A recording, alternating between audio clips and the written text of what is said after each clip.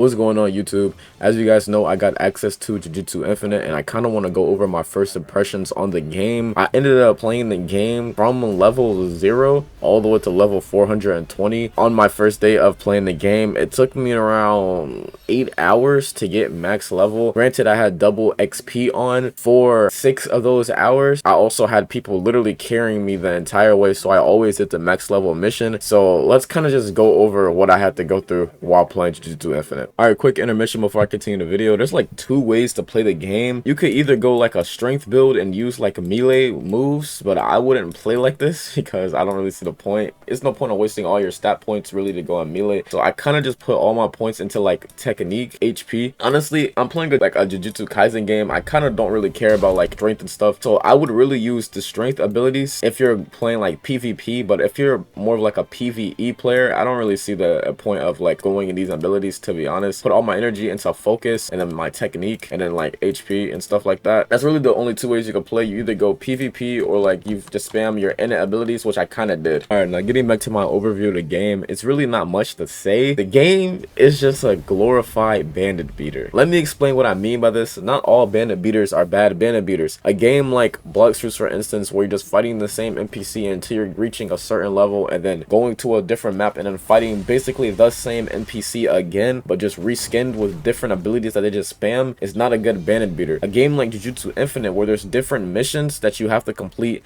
the enemies, each enemy attack you like they're their own person. It kind of makes you feel like you're in a whole different type of battlefield when it comes to bandit beating. These NPCs, they parry, they dodge, they use different innate techniques inside of the game. So it's not like each NPC does the same thing. It's like each NPC is randomized in a way that it feels like you're fighting a player each time you fight an NPC, which I kind of like. I'm glad that the game isn't like you're one of those generic run-of-the-mill bandit beaters where you're just fighting said NPC does said thing and you have to just work with that. I'm glad that the game actually have good enough combat where it's making your mind not think you're playing a bandit beater, but in the end you're really just playing a bandit beater. Don't get me wrong, this game was very fun to play and I'm glad that I was able to have access to play the game, but just like every good thing, there's also some bad things that come with it. So I'm gonna go over a few cons that I think should be improved before the game is released, but that's just my opinion on things. At the end of the day, everybody could think differently from these opinions, but this is just what I feel like should be improved before the game releases. One of the big things in my opinion that needs to get fixed before this game releases is the EXP values and missions. Look at these missions: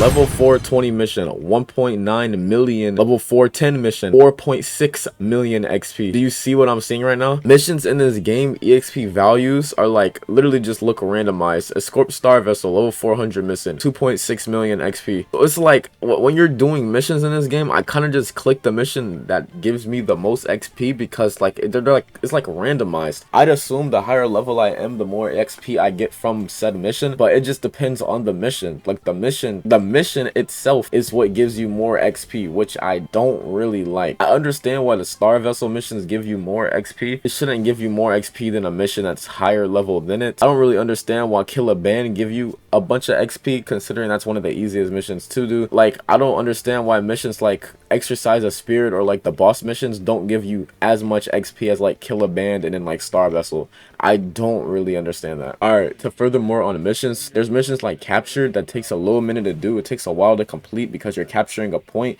that doesn't really give you that much XP. It's like one of those missions that don't really give you much experience, but when you're max level in the game, you probably don't really care too much about that anyway. Then there's missions like you have to like just kill like spirits around, but then there's missions like Kill a Band that gives you a bunch of XP, which I don't understand because those are way more easier than the boss missions, which does not give you that much XP at all. And then there's missions like Star Vessel that literally is one of the best missions to do XP wise, money wise, just experience wise entirely inside of the game, but it's literally the most boring mission in the entire game. I'm gonna show you a Star Vessel mission from start to finish and tell me if you want to constantly keep doing this.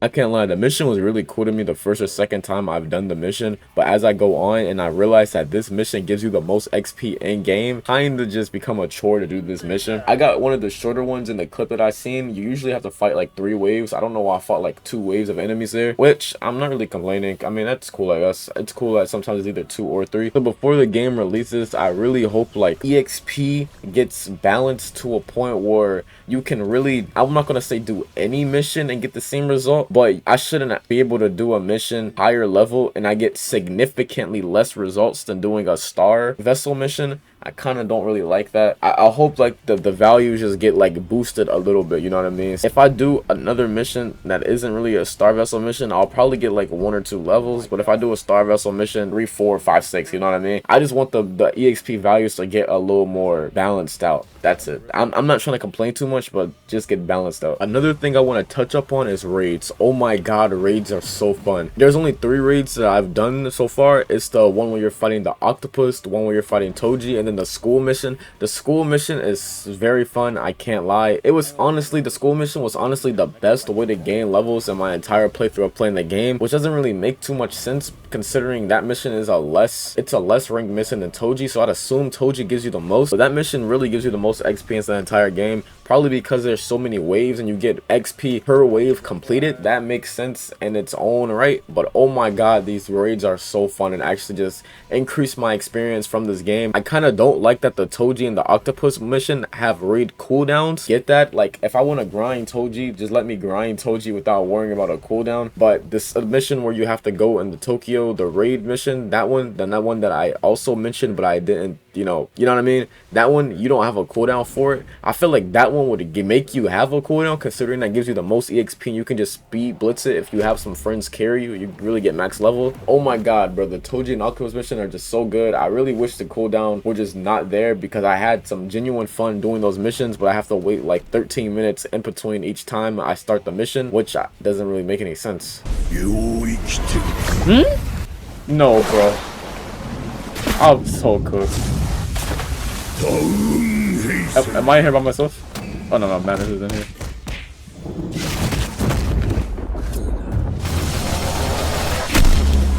Madness, you can't like cancel his domain with a domain. Oh my god, RTC.